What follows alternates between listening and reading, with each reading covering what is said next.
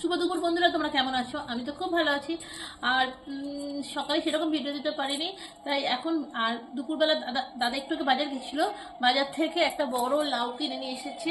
আর তার সঙ্গে আমি বলেছি লাউ শাক, এই সময় লাউ শাক খাওয়া খুব ভালো। লাউ আসলে যে কোনো শাক খাওয়া ভালো, লাউ শাক খেলে গা খুব নরম হয়। আমি এখন লাউ শাক পোস্ত দিয়ে করবো, এখন লাউটা করবো না। আর এনেছে দুটো থোড়, দেখতেই পাচ্ছ।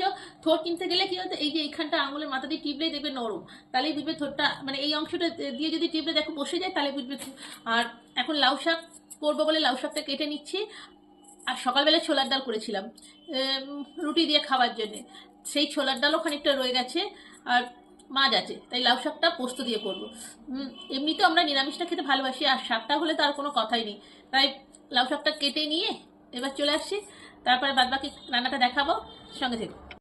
অল্প পোস্ত আর 4টে লঙ্কা দিয়ে একটু অল্প করে তেল দিয়ে নিলাম।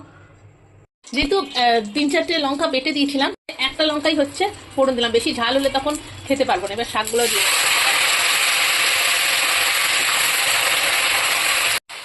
একটু নুন দিয়ে দিচ্ছি। আর শাকে নুন দিলেই জলটা কমে যাচ্ছে। অল্প একটু হলুদ আর অল্প একটু কাটিং মিষ্টি দিয়ে দিচ্ছি। আমি পুজো করার পর এগুলো থাকে, এগুলো দিয়ে দিই। একটু মিষ্টি, নিরামিষ তরকারিতে একটু মিষ্টি না দিলে ভালো। এইবার হচ্ছে এইটাকে আমি একটু উল্টে পাল্টে নিয়ে, আর হলুদ বেশি দিই না, যাতে পোস্ত গন্ধটা চলে যাবে, সেই জন্য অল্প দিয়েছি, যে হ্যাবিট মতন। এবার এটাকে ঢাকা দিয়ে দেবো, সেদ্ধ হলে তারপরে পোস্তটা দেবো। একটু জল দেবো যেহেতু ডাঁটাটা আছে, সেই জন্য। আর এদিকে পোস্তটা বাটা হয়ে গেছে আমার, যে খানিকটা পোস্ত আমি দিয়েই দিই, এই যে পরে বাদ বাকিটা নামানো আগে। এবার ঢেকে দিল। আমাদের ঘরে এত রোদ্দুর পরে যে বাইরে যাওয়ার, ছাদে যাওয়ার দরকার হয় না, দেখাচ্ছি। এখানেই আচার টাচার সব শুকোতে দেওয়া হয়ে যায়। এটা অনেক বছরের আচার করে রেখে দিয়েছি, বুঝেছেন কিরকম। শাকটা সেদ্ধ হয়ে গেছে, তাই পোস্তটা এবার দিয়ে দিচ্ছি। যেটুকুনি জল আছে পোস্ত, এই ডাঁটাগুলো সেদ্ধ হতে হতে হয়ে যাবে, সেই জন্য পোস্তটা দিয়ে দিলাম। কতটা শাক কাটলাম, থালা কতটুকুনি হয়ে গেল কমে, এটা আরও কমে যাবে, কিন্তু চমৎকার খেতে লাগে। পোস্ত মানেই জিভে জল।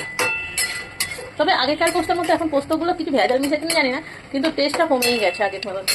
আসলে আমরা এদেশে আমরা পোস্ত পাঠাতে কেমন করে সব খেতে ভালোবাসি, আর তার সঙ্গে কড়াইয়ের ডাল হলে আর কোনো কথা হবে না। হয়ে গেছে, সেদ্ধও হয়ে গেছে প্রত্যেকটা। আর বেশি হচ্ছে কি যে আমি ঘেটে দেবো না, শুধু শুধু একটু কাঁচা সর্ষের তেল দিয়ে দেবো, ব্যাস, শুকিয়ে নিলেই হয়ে যাবে।